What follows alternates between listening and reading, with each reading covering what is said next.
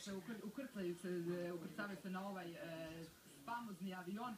Dečki, prvo pitanje, otkud vam novci, znam da je čudno, ali koliko se štedjelo za ovaj put života? Evo ga. Ja sam na sreću u vašoj kući uzeo neke novce na potjeri tamo za 90% putovanja, tako da s neba je pala lova, tako da evo, s jednu smo srećni, da. Dobro, ovo je dobra poruka da je znanje se ipak isplati.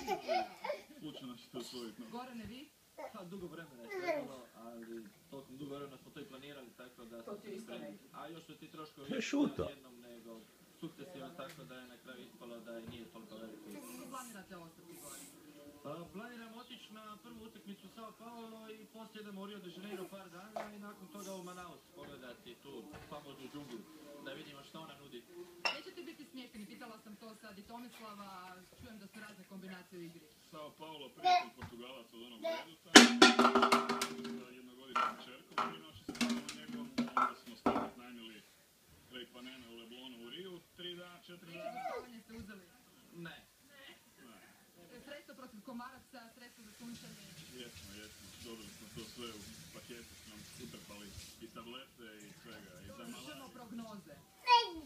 1-1 s Brazilom, dobit ćemo Kamerun 2-1. Idemo sad, pa se vraćamo poslije. Za jedno mjesec dana. Za jedan puta pitat ćemo samo još Tomislava